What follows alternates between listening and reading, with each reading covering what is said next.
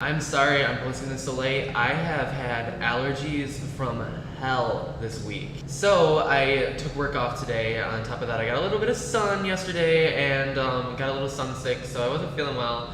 And I woke up all night sneezing. Like I woke up just like with a violent sneeze. And so I didn't get much sleep. And I wanted to wait until the Claritin kicked in and started working at least a little bit before I started filming this. Otherwise, I'd just be sneezing through the whole video and my eyes would be watering and I'd be like, yeah, exactly like that. Okay, I want to talk about last week. We got a lot of comments and I'm really grateful for that, but not everybody did. But I wanted to put together a little like visual representation of the viewers of 5 Awesome Midwesterners. So here are the people that actually did comment and where they live. Broken down by state and or country, and the weather gets good, we feel a happy vibe. And then also the ratio of non-Midwesterners to Midwesterners that watch our channel. For blogs, you better so click subscribe. Peter's philosophy on fate. I have always believed in kind of like the domino effect, where one thing will lead to another, which will lead to another. I also believe that everything does happen for a reason. And Amanda, I'm really sorry that you've had so many hardships in your life, but like you said, it has been a short life thus far. And I like to think that all of the hardships, and the people that just get crap dumped on them, over and over again, which has happened to my family recently in the last couple of years. It helps to make people closer, it helps to make people stronger, and it helps to give people character. And maybe something will happen in your life someday, Amanda, that you'll need all of the lessons learned in events that happened in the past that have created like who you are. Like I hope that you feel like you've come out of it strong, because I know sometimes it doesn't feel like things happen for a reason, but I have to believe, and like this is something that my family's instilled into me.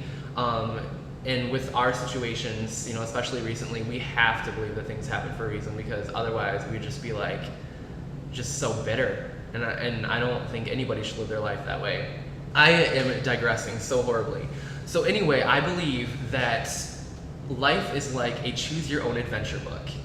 There are an infinite amount of possibilities for how your destiny can unravel, but each decision that we make is unique and is our own, and that would just lead us down one of the infinite paths that then we'll hit another intersection, and then it's just like this crazy diagram of like tunnels. Like picture like the hardest level in Super Mario Brothers ever, like with all like the tunnels, like the tubes. Like that's how I picture like the universe. And like I believe that people can cross not just at one point in their life, but at another. Like if they miss an opportunity, if two people are destined to meet, then another opportunity will come about. And I've seen this happen in my life. Like people that have been really significant to me and to my life, we've met like on the 4th opportunity. Like we had like all of these other instances where we were in the same room or in the same campground or in the same, whatever. And it just, we finally met in one way. And we met, I like to think, when it was right. Yes, I've had a bad haircut. I looked everywhere for a photo. I cannot find one. It was when I was going through my punk phase. Yeah. I had dyed my hair like this turquoise, like aquamarine color. And then I decided I wanted to dye it black. When I dyed it black, it turned purple. And that happened when I was in Chicago. And I was like, oh cool, purple hair. And I didn't even care. But as like the black purple started to fade out, and like then some of the turquoise started to show, but then the turquoise is fading out. Like all of a sudden I just had this like really patchy, splotchy, looked like molding hair. It was gross. My favorite quote, I have a lot and I always forget them. I don't really keep a list anywhere. So I'm just gonna say something that I heard last night that really stuck with me, and it's something that I'm probably gonna repeat and start saying all the time. And it was watching Totally Awesome, the 80s spoof movie. And somebody said, why don't you take a long walk off a short pier? And I loved it, and I'm gonna start saying it all the time. Why don't you take a long walk off a short pier? Also, Amanda, you talked about vegetarianism quite a bit, and I just wanted to interject my little thing about that. I am a semi-vegetarian. I was a seafood vegetarian for about 6 years. For me, it's been more of a like taste preference. I never really liked the taste of red meat. As soon as I realized I didn't have to eat it, I could tell my parents, no, I want something else, I stopped. But I do think there's some psychological input into that. Like, I grew up in Michigan in the country, and we raised rabbits. I played with the little baby bunnies all spring, and then my dad gave me the job of picking which ones would go on to live and breed.